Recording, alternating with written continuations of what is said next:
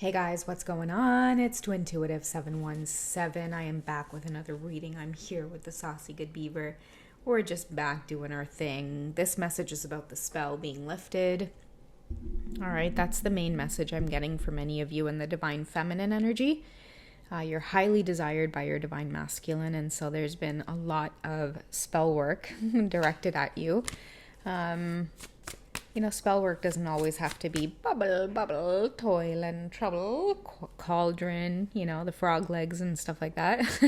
No, it could be literally somebody provoking you, okay? They're provoking you behind the scenes, creating fake accounts.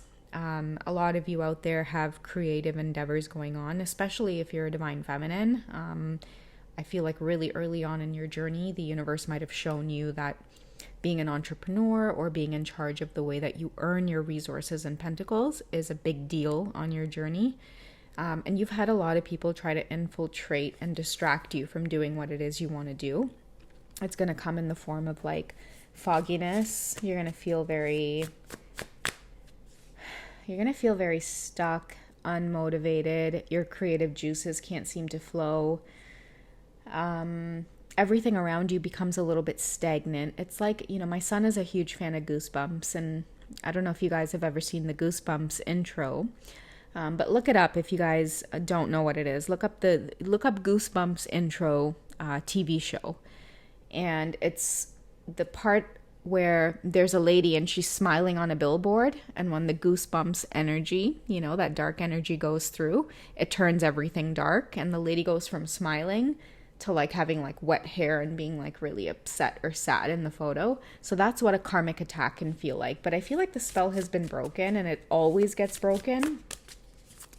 It doesn't matter. Like, I feel like I'm hearing child's play. Okay. So I feel like a lot of the divine feminines who usually go under spiritual attack, a lot of people who do this type of work on you, they really do sit there and think that they are having a victory.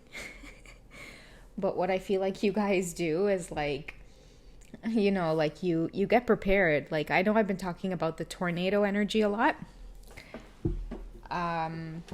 It's a good time to look up what is the spiritual meaning of a tornado. I don't know who needs to hear that, but if you guys want to pause the video and look up what's the spiritual meaning of a tornado, check it out, because it might mean something significant for you. But anyways, I feel like as soon as the divine feminine as the high priestess, okay, a lot of you on the twin flame path, when you ascend, I'm going to try to hold on to my thought in the background here. When you ascend, you walk the path of the tarot, starting with the Fool. And that's why tarot is such an important part of the twin flame journey. A lot of people try to they try to wrestle around with the idea that it's like, you need cards. It's like, no, it's about having respect for the cards, because the cards demonstrate the life journey. So a lot of you have been the Fool if you're in the feminine energy, and you took the journey like a champ, bro. Okay. And now many of you are embodying the high priestess, or you know exactly how it is to switch into the high priestess energy. Okay. So going back to the tornado, when many of you in the feminine energy experience spiritual attacks, you start prepping, okay? You start prepping as though you're going to experience a tornado. Many of you have your bunkers stacked, all right? Your bunkers are usually prepped with like water and snacks and entertainment and like whatever you need to do to fucking survive that tower moment. A lot of you are well versed on it by now. And so the tornado, I feel like it's over, okay? Like, you guys are able to kind of come out of the bunker, and if you do, you will see sunlight, okay? And let's find out like what this sunlight has in store for you, if many of you have felt like you've been under spiritual attack, okay? And if you guys notice in the background, she's doing her saucy beaver thing. Many of you ask me in the comments why I call her saucy beaver, and it's because of the move she's doing right now. So usually I'll catch her doing that stuff, and I will say in like my Trini accent, I'll be like, "Will you coming up that here and feel you going tonight? Huh? Which club you going tonight?" And she just ignores me, and she keeps combing up that hair, getting all pretty. So that's where the saucy beaver thing comes from. So even Saucy Beaver is trying to let us know that it's about to get saucy. So the spell has been lifted. Many of you are feeling a lot more energetic. I've been talking about like when you are under attack, you know, bunker down, but like don't forget to exercise, like don't forget to get active. And when you guys do resurface, you know, make sure that you're surrounding yourself with people who are like-minded, okay? Get back into your hobbies. If you don't have hobbies that you're actively doing, have at least one hobby in your life, okay? I feel like this speaks volumes to the divine feminine, because as the high priestess, when we do hermit, we hermit well. So just, you know, just try to remember that human interaction, dear high priestess, is still pretty important in this plane, okay? What can the divine feminines look forward to right now? What are the divine feminines looking forward to? Okay, so we have the Page of Swords. Yeah, many of you have been studying, and now it's time to get out of the bunker, and now you are filled with a bunch of ideas, most likely from the amount of studying that you've been doing. Many of you are ready to execute ideas now. It's a good time to start up businesses.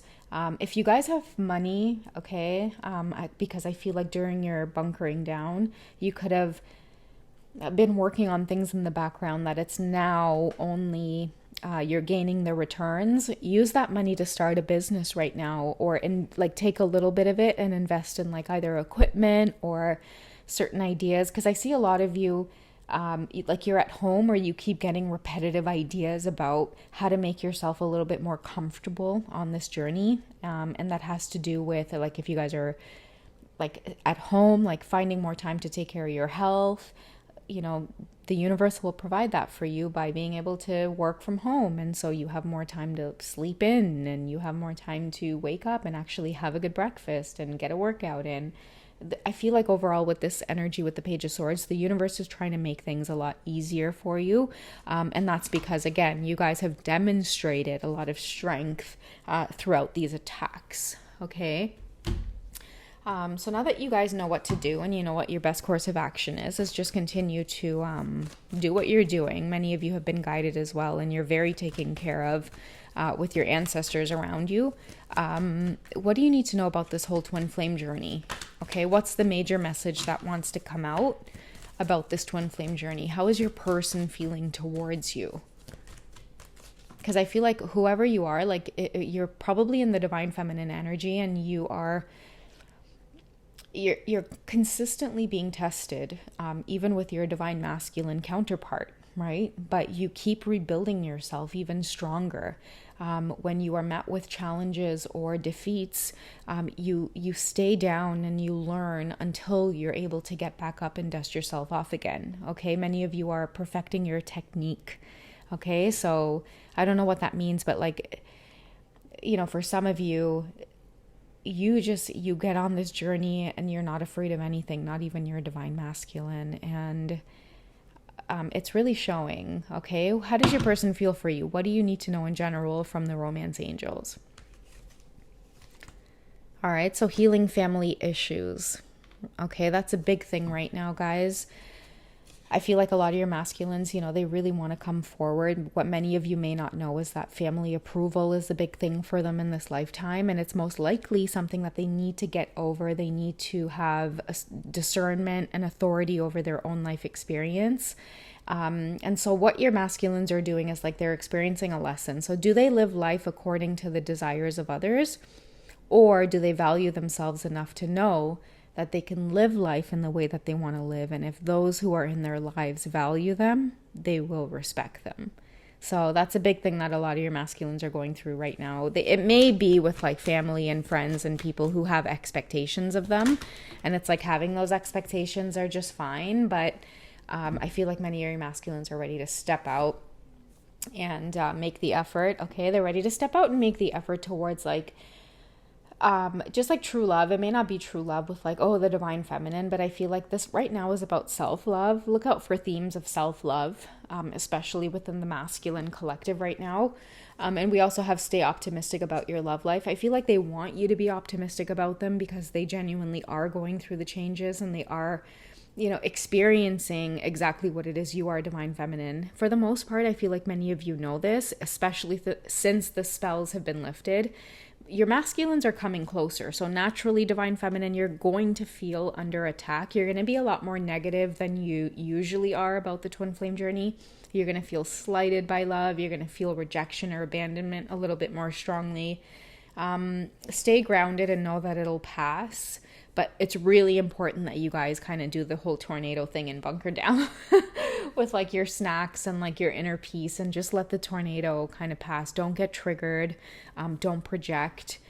Protect your energy as much as you possibly can, because right now it is about staying optimistic about your divine masculine, because they are experiencing different types of shifts where they want to come forward, but it may not be totally obvious. It may come in the form of just kind of coming in and backing off, coming in and backing off and backing off and backing off, and then coming back in even stronger, right? Like think about sparring, think about attack. They have something to prove, but it is more like in the background. Like many of your masculines are trying to heal a lot of what's been holding them back. So what I see from that, what that means is like drawing healthy boundaries, right? It's like, you're holding me back from this experience with this divine feminine, and I care for you and I don't want you to hold me back from this. But if you are going to hold me back from this, I'm going to have to cut you off. So now I feel like your divine masculines are really turning the tables and living in their truth, living as an individual unit in this lifetime for the purpose of soul growth, okay? Most likely to like just push that ascension a little bit more, embody even more of their light body, okay? They're going to learn that lesson. They're going to learn to kind of shift the tables on people and say, hey, listen, like I'm going to live life in the way that I want to. And how about I'm going to see if you're going to stick around even though I'm making these choices. It's not going to be the other way around, which is, okay, I'm going to, compromise on my life choices because I want your approval. A lot of your masculines are becoming the emperor. They are moving out of that compromising position and they're holding their stance very steady, very strong. All right. So how do they see you as the very soul that they're inspired here, which is, we know their divine feminine counterpart. I've been talking a lot too in the past readings about many of your divine masculines closing their eyes and feeling like, it's like, as long as my divine feminine is here on earth, at least I have someone to connect to. What is this whole experience of you both just constantly being under attack and trying to come together? Like, what does this all mean? If you both are asking, like, why the heck am I drawn to you all the time? What does this mean for you both? Okay, so we have jealousy coming up again. I feel like it is to overcome this very energy that keeps trying to hold you both back. What you two may not realize is like, healing family issues is very necessary.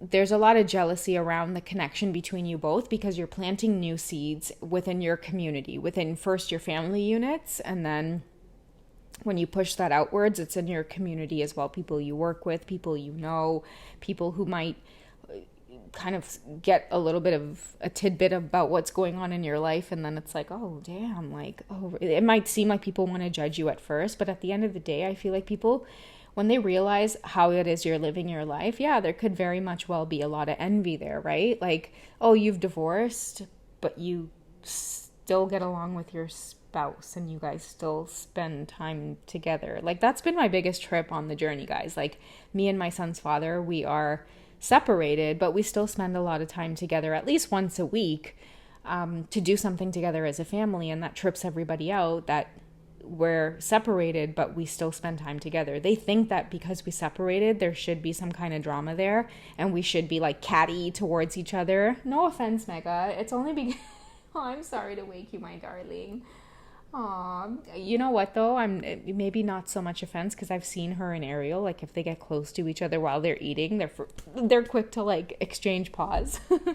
But Anyways, people expect me and my son's father to be like weird like that. Like, we don't acknowledge each other, we don't spend time together, like, but it's not like we've separated, but because we've been so transparent and honest with each other throughout this whole separation, we're able to see each other as like very human and still put our son as the first priority and still allow him to have experiences where he understands that the dynamics have shifted between us. But we still owe it to him to be a family and to show up in places where we need to celebrate him, right? Like, we have to spend time together because we both attend his taekwondo classes. It's important for the both of us to go and show up regardless of what's going on between us. And believe me, we've showed up at taekwondo class together being totally pissed at each other for some type of co-parenting disagreement. But at the end of the day, we've matured enough to say, okay, you know what? We'll talk about our disagreement later. His class is at 5. We need to go. So it's amazing to me that, we have that relationship. And I don't care who is weirded out by it. Like, people, at times don't understand the dynamic, or we will still show up together to places as a family and people will kind of look, or I really don't care. Like, for me, the priority is my child, and same with my son's father, regardless of me being on this twin flame journey and having it be the cause of our separation, he is still willing to shift that and put that aside in order for us to do what we need to do to shift the consciousness of the collective, which is you still have a huge responsibility as two people to help raise a child and help them feel loved and supported no matter what. So, healing family issues for many of you is a big theme, and that's why the universe will keep you protected. That's why the spells will always lift. That's why you guys will always get the heads up before it's even coming to stay protected, to make sure that you guys, get your gear on, right? Get your protective gear on, get ready to spar, get ready to bunker down if necessary. All right, so that's what I have for you guys for this reading. Me and this saucy little beeves will catch you guys in the next one, okay? All right, bye guys.